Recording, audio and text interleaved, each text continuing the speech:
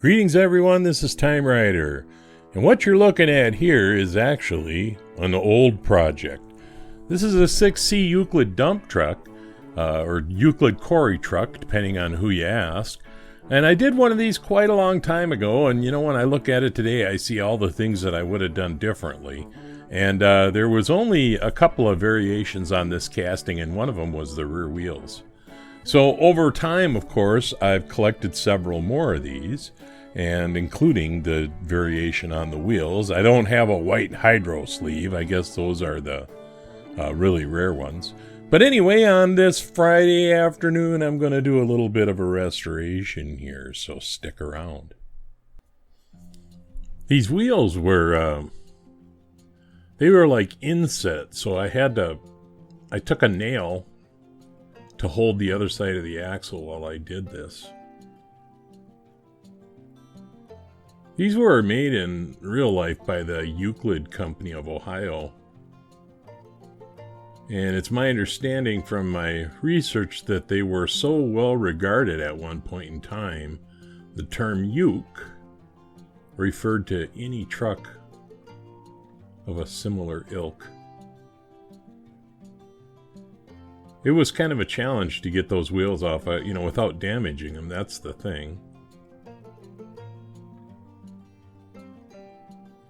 One of the other things about this truck that's kind of unique is that it was purpose-built. Most other companies would take an on-road truck and just beef it up and turn it into an off-road truck, whereas this truck was built to be an off-road truck.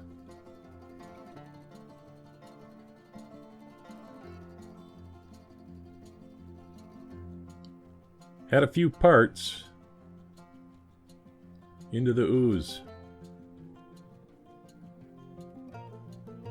I don't know how much longer after I did these videos I used this ooze, but boy, I'll tell you, I sure missed my aircraft stripper.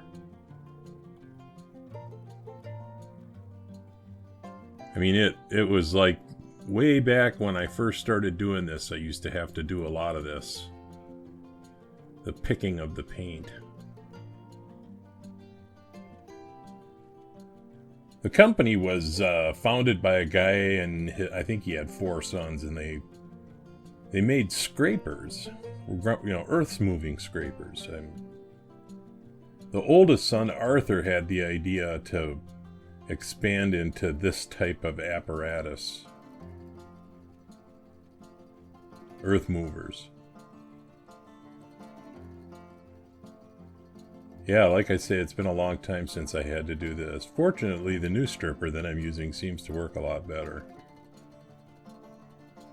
But that's alright, it was kind of nostalgic. Just a couple of posts to tap out.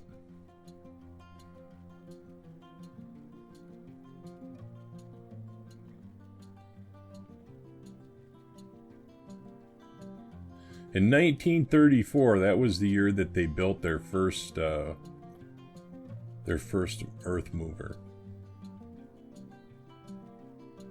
And General Motors bought the company in 1953, and the 50s and 60s were really good for Euclid earth movers. But of course, the federal government thought GM was getting too big and filed antitrust legislation that ultimately led to the sale. And now they're owned by Hitachi. So I got it as clean as I could, and then I figured, well, I'll put it in some lacquer thinner here, and hopefully that'll help loosen up the rest of the little bits of paint.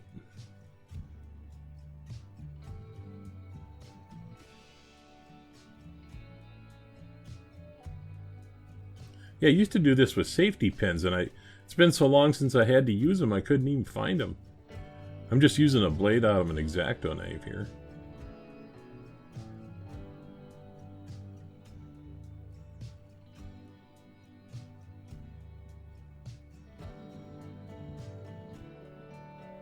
Eventually, though, you know, you're patient enough. You know, I get it to the point where I can put a coat of white duplicolor on it. And I just used Tamiya yellow just right out of the bottle.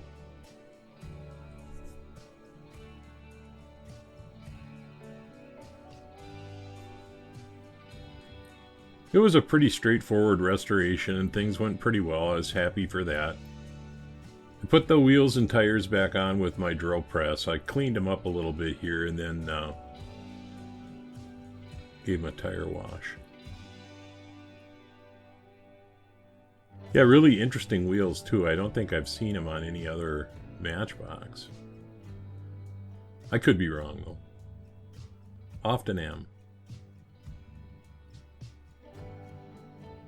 And I had to put these on using the drill press the same way. And now I'm going to go back and take a look at where we started. It's a pretty solid casting. It was just, well, it looked like it had been played with quite a bit. Nice looking truck. Let's see where I wound up. Well, there you have it. The Matchbox. Number 6C. Euclid Quarry truck. I'm really happy with how it turned out. I'll be more than happy to put this up on my shelf right next to the other one. I think the wheels on this still a little scuffed up, but I can live with that. It was played with, you know, it's a toy. There will be an episode of The Bench following the video for those that like that kind of thing. Thumb up, thumb down, whatever you want. Subscribe if you like what I do. If you leave a comment, please be respectful. This is TimeRider, and I'll leave the light on for you.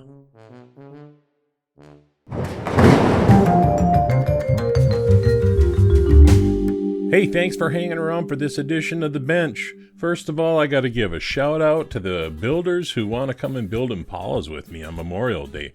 We got Jim Silva with Jim Silva Diecast, and Brian from Diecast Outcast, and Doug, the Cat Man, 2AHD Cat, Jamie from Devil's Details Diecast, Robert at Deep Junk Garage, and then George, who I'm going to say is better late than never because he asked me for a casting after they were all gone.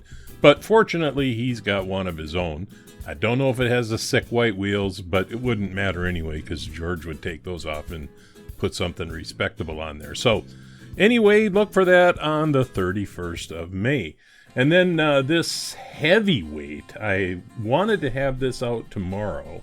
And boy, this thing has thrown me some big league curves, and I'm hoping to have it out on Sunday, and I think it's going to turn out really nice. But I broke a couple of my rules and got set back a couple of days, and that's kind of why I put this Euclid build out today.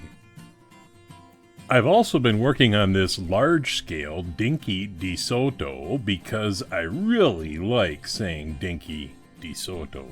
But at any rate, it was black when I got it. I think somebody was trying to make it into the police car edition of this casting. But I am going to go back to the original gray and red and do kind of a David Hyde restoration. So stick around for that. And last, but certainly not least, I missed my mark on my paint on this Rolls Royce. But geez Louise, is that ever a pretty blue. Leave me a comment below. Should I drop it back in the stripper and go back to the drawing board, or should I just put the wheels on it, call it a resto mod, and call it good? Anyway, this is TimeRider. I hope the video finds everybody healthy, wealthy, and wise, and I'll see you at the next video.